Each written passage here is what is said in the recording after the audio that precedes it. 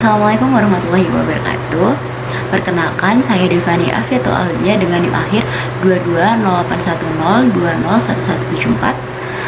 Kali ini kita akan belajar tentang materi struktur modal dalam mata kuliah Manajemen Keuangan Lanjutan. Berikut adalah sumber bacaan atau sumber referensi yang saya ambil untuk memaparkan materi ini. Apa itu struktur modal? Struktur modal sendiri didefinisikan sebagai komposisi dan proporsi utang jangka panjang dan ekuitas, saham preferen dan saham biasa. Nah, struktur modal ini menunjukkan proporsi atas penggunaan utang untuk membiayai investasinya. Sehingga dengan mengetahui ini, investor dapat mengetahui keseimbangan antara risiko dan tingkat pengembalian investasinya. Nah, kebutuhan dana yang berasal dari dalam atau disebut modal sendiri ini merupakan modal yang berasal dari perusahaan itu sendiri, seperti cadangan laba yang berasal dari pemilik, seperti modal saham. Nah, lalu modal inilah yang akan menjadi tanggungan terhadap keseluruhan risiko perusahaan dan dijadikan jaminan bagi kreditor. Sedangkan dana yang berasal dari luar itu merupakan modal yang berasal dari kreditor atau penyandang dana, di mana modal ini merupakan utang bagi perusahaan yang bersangkutan. Untuk yang selanjutnya yaitu teori-teori dalam struktur modal.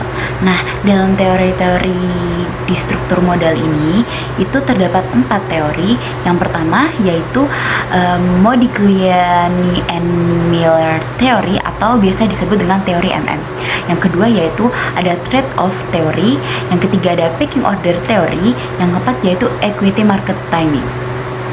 Baik teman-teman, kali ini kita akan membahas tentang Modigliani-Miller theory atau yang biasa disebut dengan teori MM terlebih dahulu. Pada teori ini, mereka berpendapat bahwa struktur modal itu tidak relevan atau tidak mempengaruhi nilai perusahaan. Nah, MM sendiri ini telah mengajukan beberapa asumsi yang membuat mereka mengajukan 2 preposisi yang dikenal dengan preposisi MM tanpa pajak. Teori MM tanpa pajak ini semakin lama dianggap tidak realistis, sehingga MM pun memasukkan faktor pajak ke dalam teorinya. Pajak yang dibayarkan kepada pemerintah yang berarti merupakan aliran kas keluar. Dan utang itu bisa digunakan untuk menghemat pajak karena bunga bisa dipakai sebagai pengurang pajak. Teori struktur modal yang kedua yaitu trade-off theory. Nah, teori ini dalam menentukan struktur modal yang optimal memasukkan beberapa faktor seperti pajak, biaya keagenan, dan biaya kesulitan keuangan. Tetapi pada teori ini tetap mempertahankan asumsi efisiensi pasar dan symmetric information sebagai imbangan dan manfaat penggunaan utang. Teori yang ketiga yaitu pecking order theory. Nah, dalam teori ini tidak terdapat struktur modal yang optimal.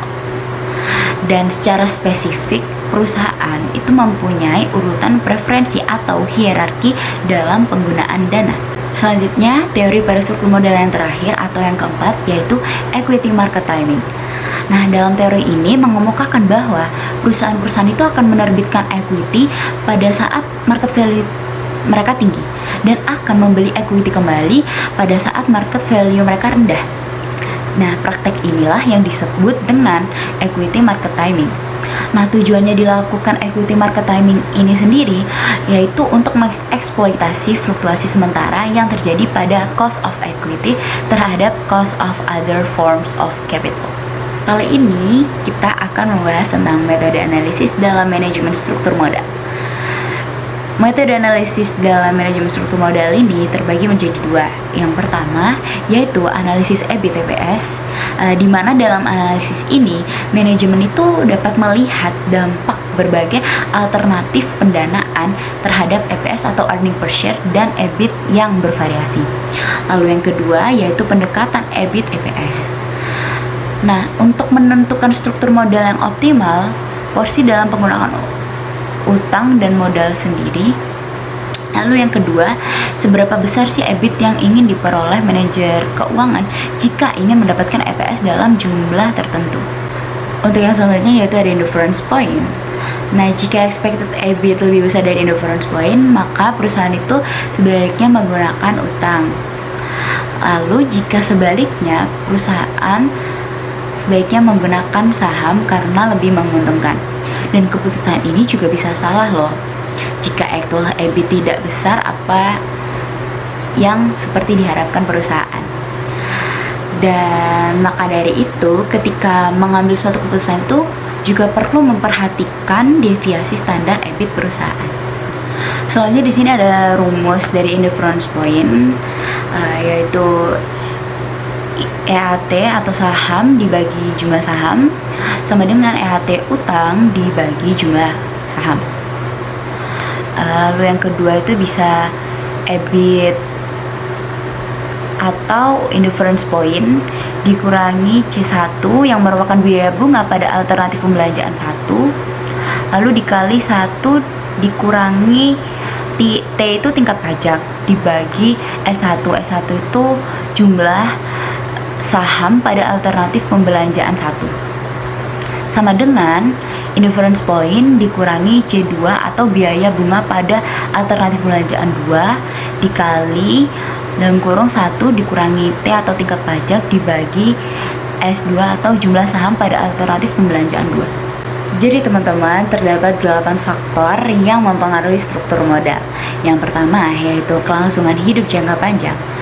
Manajer perusahaan, khususnya yang menyediakan produk dan jasa penting itu, mereka memiliki tanggung jawab untuk menyediakan jasa yang berkesinambungan.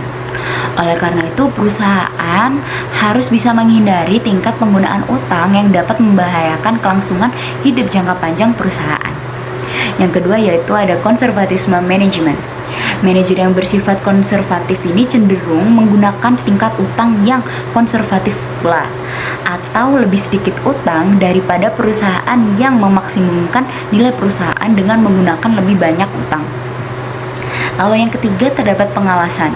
Nah, pengawasan utang yang besar itu dapat berakibat semakin ketatnya pengawasan dari pihak kreditor, misalnya melalui kontrak perjanjian. Nah, pengawasan ini juga dapat mengurangi fleksibilitas manajemen dalam membuat keputusan perusahaan. Yang keempat yaitu ada struktur aktiva. Perusahaan yang memilih aktiva yang digunakan sebagai agunan utang cenderung akan menggunakan utang yang relatif lebih besar. Lalu yang kelima ada risiko bisnis. Tinggi rendahnya risiko bisnis ini dapat dilihat yaitu dari atau berdasarkan stabilitas harga dan unit penjualan. Juga bisa dilihat dari stabilitas biaya, tinggi rendahnya operating leverage, dan lain-lain. Yang keenam yaitu ada tingkat pertumbuhan. Nah, perusahaan dengan tingkat pertumbuhan yang tinggi ini pastinya membutuhkan modal yang cukup besar. Karena biaya penjualan untuk utang sendiri ini pada umumnya lebih rendah dari financial cost untuk jaminan. Perusahaan dengan tingkat pertumbuhan yang tinggi itu cenderung akan menggunakan lebih banyak utang dibandingkan dengan perusahaan dengan tingkat pertumbuhan rendah. Lalu untuk yang selanjutnya yaitu ada pajak. Biaya bunga sendiri merupakan biaya yang dapat mengurangi pembayaran pajak. Sedangkan pembayaran dividen itu tidak mengurangi pembayaran pajak. Nah, maka karena itu semakin tingginya tingkat pajak perusahaan, maka akan semakin besar pula keuntungan dari penggunaan pajak. Yang terakhir yaitu ada cadangan kapasitas peminjaman. Penggunaan utang itu akan meningkatkan risiko, sehingga biaya massal akan meningkat pula. Nah, perusahaan itu harus mempertimbangkan suatu tingkat penggunaan utang yang masih memberikan kemungkinan untuk menambah utang di masa mendatang dengan biaya yang relatif lebih rendah. Baik teman-teman, itu tadi beberapa materi yang saya paparkan. Semoga bermanfaat untuk teman-teman yang melihat video ini. Jangan lupa like, comment, dan subscribe. Terima kasih. Wassalamualaikum warahmatullahi wabarakatuh.